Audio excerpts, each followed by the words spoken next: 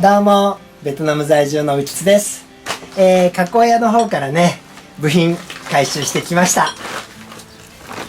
これね、部品を回収はしてきたんですが、実はね、クランクはもうダメになってました。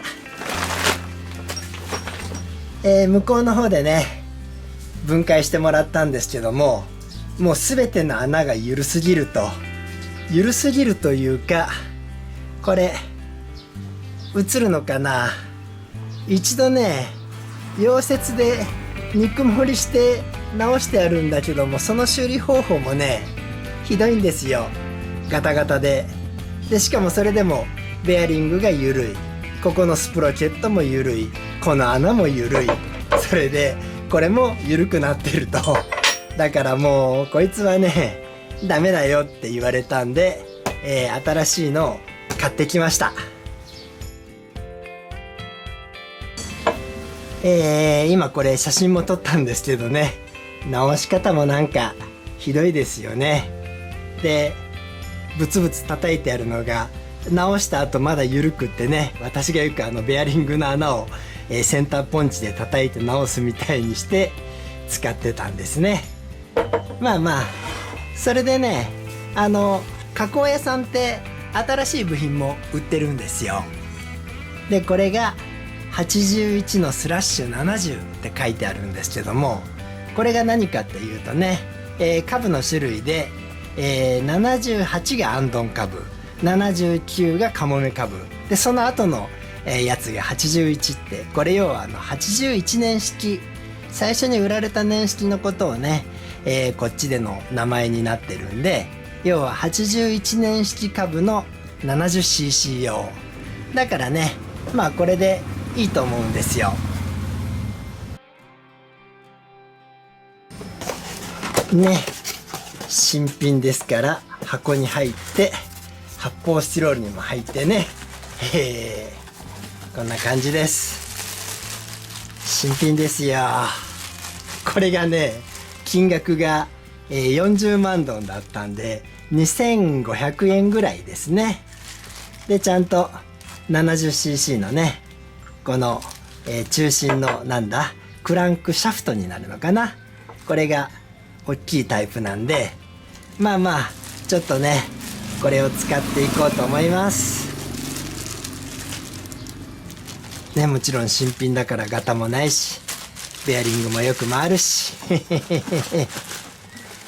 でもう一つはこれですね。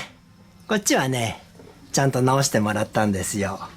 肉盛り溶接をして、であとここにねオイルシールでのね筋が入ってたんですが、それも全部溶接で直してもらってます。まあ加工の粗さはあるけどね、これで十分に使えると思います。一応スプロケットもね入るかどうか確認したんですが、ちゃんと入ってね、ガタもほとんどないです。なんでこれで組んでいけばいいんだな。まあこの組み付けはね今日はまだちょっとできないんですけども、一旦クランクケースの方ねいろいろ説明します。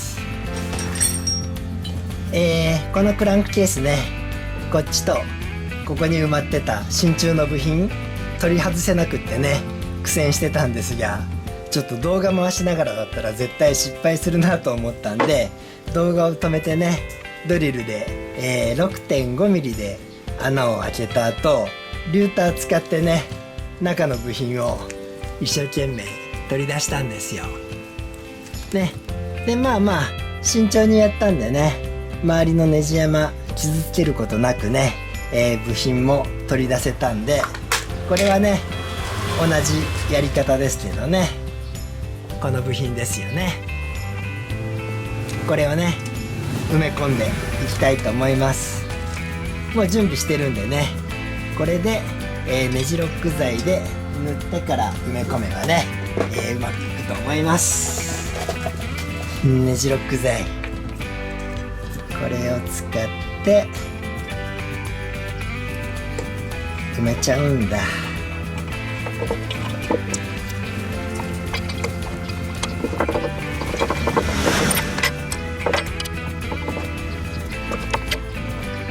でこれは固まるのを待つんだけども、この上側ですよね。これはね前回も言ったように金属パテでねちょっと固めてみました。ボルトを刺して固めたんだ。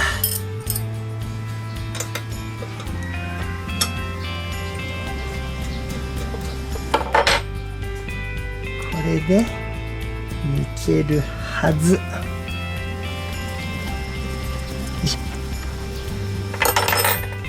これはテープを巻いておいたんで、こいつは取れんかな。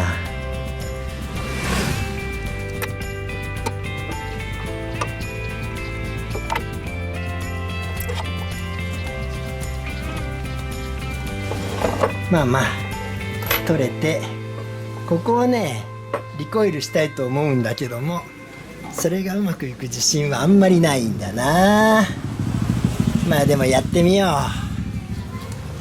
これ半分近くがね金属パテなんでうまくいくかどうかわかんないんですけどね、とりあえずリコイルやってみましょう。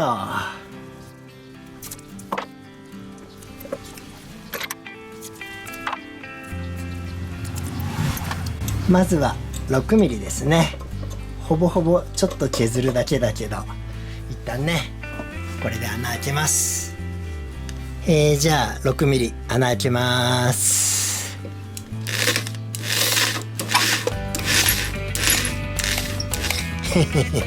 簡単に開いたね。さあ次はね 6.3 ミリです。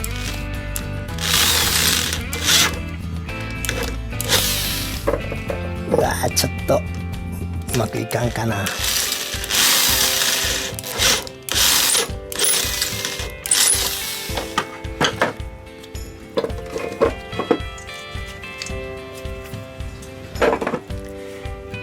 これ金属パテの方が弱いからね、なんかこっちに逃げた感じです。まあまあでもこれでタップを切っていけばいいけど、一応潤滑スプレー塗ろうかな。潤滑スプレーね塗ってからタップを切ってみます。切れるかい？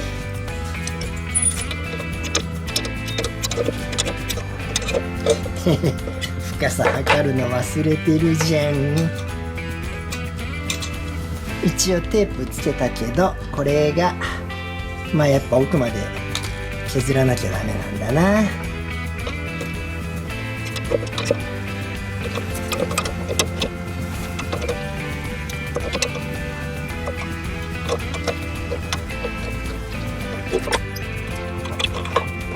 これで一応金属側もネジ掘れてるからいけるんじゃないのかな。ちょっとね掃除してきます。これ埋め込むやつね、金属パテが弱いだろうから長い方にしようと思ってたんですけども、ここのネジ幅見るとね、ここら辺ネジ切りが浅いんで、こっち入れちゃうとねボルトがちゃんと締めれない可能性があるんだ。だからちょっと予定を変更して、この短い方、これをね埋め込むことにしました。これでもいけるんじゃないのかな。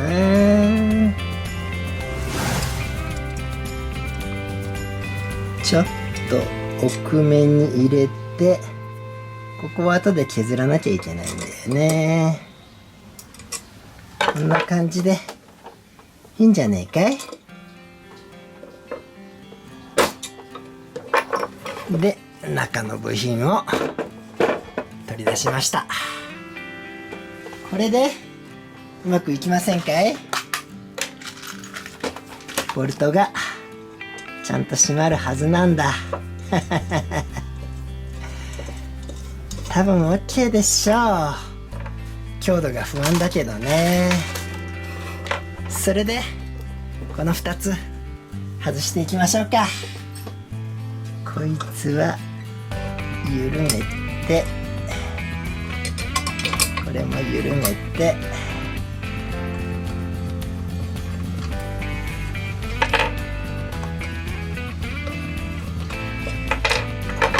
OK じゃない？ちょっと出っ張ってるけど、こいつはなんせケース側が変に当たって削れてるんだよね。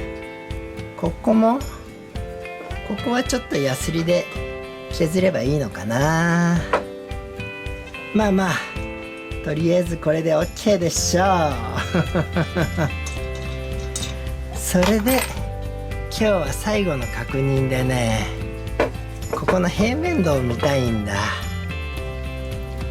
このエンジンね、最初受け取った時に周りがかなり汚れてて、なんだ、そんなに面が荒れてはいないけど、ちょっとね平面が出てるかどうか確認していきます。これ今下にねガラス敷いたんですけども、いつもやるようにねマジックで色を塗って、であとサンドペーパーの上でね削ってどう削れるかを見ていきます。このペンあんまり色が出ないな。ちょっと塗り方がねかなりいい加減になったけど、サンドペーパー粗めのね280番準備したんで、これでちょっとすればわかるでしょう。もうドライで確認して、あ、擦れてるわ。 OK ですね。もうこれで OK にしちゃおうかな。ちょっと弱いかな。まあでも当たってるからいけるでしょう。まあ OK にしちゃいます。それで反対側も見ておこうかな。これ反対側のクランクケース持ってきて、ちょっとね話がそれるんですが、私アンドン株のクランクケース持ってるんで、ここのオイルポンプの形状を見るとね、やっぱり古い、ポイント転換のやつとね形が違ってて、CDI 転換になってからの構造になってますね。でもってただここはね真鍮の部品がはまってて、でそれと前に気にしてたこの下の形状ですね。これC65 の時はまっすぐだったのがね、その後膨らむようになってるんですが、いろいろ形がありますね。今後ろにちょっと見えてるシャリーの方もね、確認したらそれはそれでまた形が違ったんですが、まあまあこの頃はねいろいろ変更しながら改善をしていったんだろうな。でここペンで同じように塗ろうと思ったらね、もうインクが出なくなっちゃって、まあまあどうであれね、これ裏側が綺麗じゃないんで削っちゃえばね、分かりやすいからこのまんま削っちゃいます。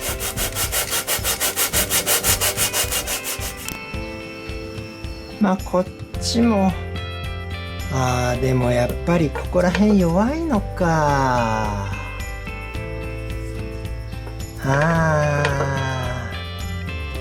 だからオイルがにじんでエンジン真っ黒になったのかな。これはちょっとちゃんと削った方がいいのかなね。せっかくここまでやったから削ろうかな。こっち側はこっち側もやっぱり真ん中ら辺が少し弱いんだ。ちょっと横着しないで削るかい。これねちょっと横着しないで削ることにしました。でサンドペーパーさらに粗めのねちょっと150番で水を使ってねやっていきます。こういうところで手抜くと後で結局大変なんだ。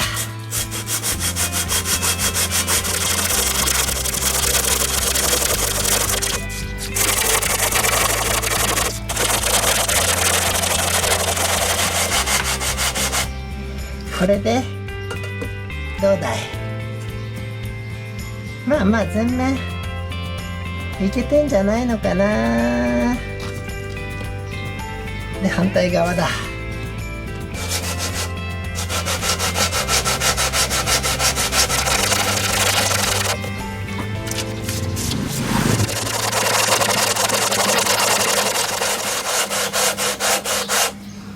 これでこんな感じでいっか。なんせね、下のガラスがどこまで平面なのかがわからないっていう問題もあるんで、でももうちょいしたいな。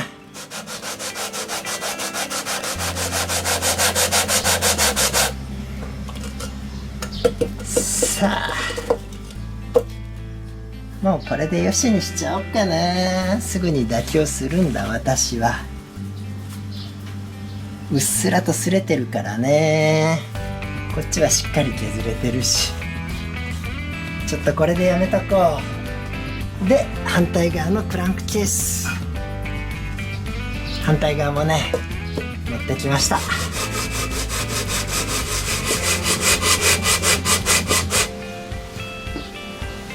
さあこれでどうだい？よいしょと。こっちも